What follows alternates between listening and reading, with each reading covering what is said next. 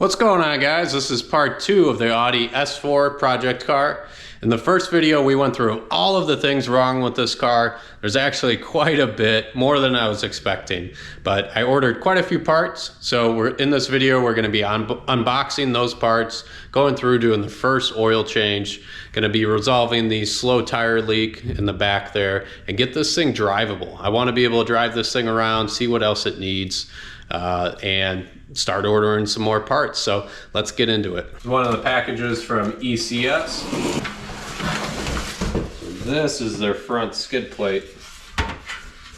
Since the one on the car is falling apart and I'm missing a few components, I thought I might as well go with this one. All right, this one looks like my front lip. I went with just gloss black for the front lip, rear diffuser and trunk lip. I thought just with this car, the carbon fiber isn't really going with the theme of this car, and these were nice and cheap too. This is the transmission cover. Again, the one on the car is falling apart, so I might as well replace this with the metal one from ECS.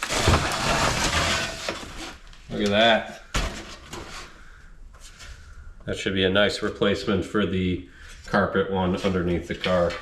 All right, this is the final box from ECS. This should have the rear diffuser, the trunk lip, and the oil dipstick. All right, here's that dipstick. Went with the metal one. It's a little bit overpriced in my opinion. This is the trunk lip. Set that aside. And this must be the rear diffuser. Yep. Oh, so much packaging. I have quite a large stack of boxes over there. Got some over here. What were in these other boxes was this fender liner. So this is the replacement fender liner for this side, and one of the missing trays underneath. I was sort of guessing with this tray that it's that one back there. We'll see. The parts diagrams weren't the clearest, but this is the OEM fender liner. Here it comes folded up in the box, so that's why it's all twisted. And in one of the boxes we had an oil change kit. Normally I have this set up on the workbench over there, but that's filled with Porsche parts.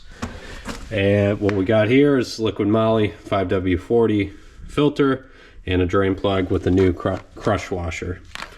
All right, to install this dipstick, it's as simple as you think it would be. This cap here has 2 clips on the side of it. We just need to lift those clips up and then put in the dipstick. Of course, with any plastic clip on a car, it's either easier said than done. So I used a pick tool to pull on the edge there and lift it up. It was snug in there pretty good. I don't think it's been off since it's been at the factory. So I dipped the new dipstick in and took a little bit of that oil and put it around these O-rings here. They took a little bit of force to get to push down into there. But good news is it has oil. The oil's at the right level. It is very, very dark, so it definitely needs to be changed. But I'm confident looking at this that we can run the car, get it nice and warm, and drain that oil.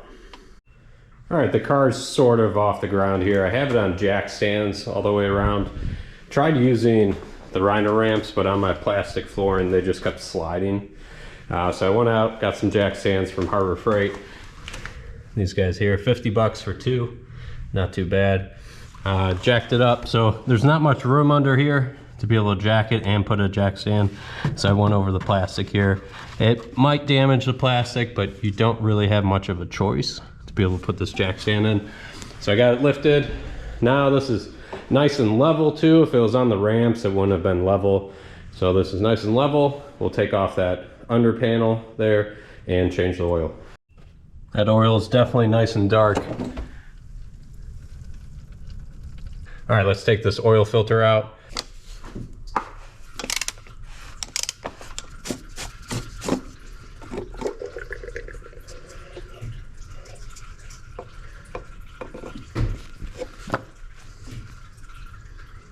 Alright, I have the filter on the bench here. If we take a look at this filter, it's actually in good condition. Well, We don't see metal shavings or any debris here, so that's a great sign. So the oil is just dark, but looks like the engine's in good health. All right, so we'll swap out the filter, the O-ring that goes inside of here, and tighten the drain plug there and fill her up with oil. There's actually 2 O-rings to replace. One goes inside the filter housing here, or the cap. There's a little tab in here that you can pull on to pull out the old O-ring. Put that aside so you don't get it mixed up.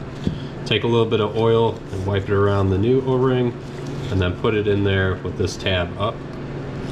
So we'll get this around the edges here. Make sure it's seated all the way down and it won't fall out when you go to put this back on the car. This top O-ring is actually easy to miss. It's right along the edge up here. Use a small pick tool to get under the old one, and then just slide that new one into that groove. Have the new drain plug installed and torqued down to 30 Newton meters or 22 foot-pounds. All right, the filter's installed, torqued down to 25 Newton meters. Now we can fill it up with oil. So we do 6.6 liters or around 7 quarts. Of course, now with our new dipstick, we can actually check the level here. I think for now, I'm just gonna throw the cover that's fallen apart back on with a couple screws. So it looks like I have to do a few things to get that installed. I want to wait for that until I can use the lift, get it nice and high, do the transmission one at the same time. So I'm gonna take some scissors and cut the crap that's hanging down from the transmission cover and just roll with this one again for now. I haven't really been able to drive the car, so I want to get this oil change done and be able to drive the car. The only other thing that is pressing that I have to get done is fix the slow leak here. So I might take that wheel off now, bring it to a tire shop, see if they can repair it quickly. So quick update on the tire situation. Took this tire off with the slow leak, took it to the shop, and they said it's not repairable. So there's actually 3 issues here. Well, there's one patch here. This one's okay, it's actually not leaking. This was leaking here. You can see there's a small nail. And then there's one more, this one here. And what they say is this is too close to the sidewall. It's actually curved in here, so you can't do a plug and a patch.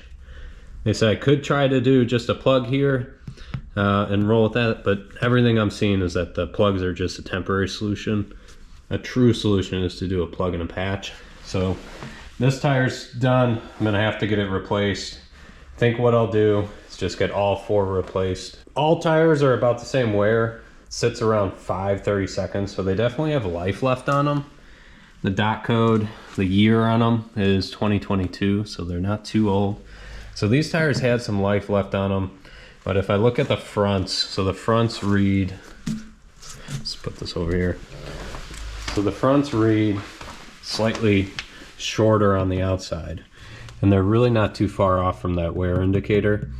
So if I'm gonna go through the hassle of getting a used tire put on there that's about the same tread depth as the remaining ones, I might as well just go through and replace them all. Now with the wheels off, we can get a good look at the brakes. See, the fronts are pretty low. Might be able to get through the summer with those. Probably do the rotors. The backs, thankfully, look brand new. So you can see the backs, the pads have a ton of life left on them.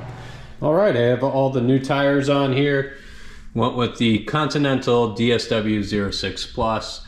Same size as factory. Just wanted to get a nice solid set of tires on here. For what I'm going to be using this car for, these all seasons are going to do just fine. I actually hear really good things about these tires. Buddy uses them for autocross on his daily driver, and they do just fine out there. So these should hold their own for my spirited driving on the road. Maybe occasional autocross, I don't know yet with this car. I'd most likely be taking the 986 over here. But you never know, might take this thing out, try it out. All right, that's it for this video. I'm gonna drive this thing around, get a little more seat time in it, figure out what else it needs.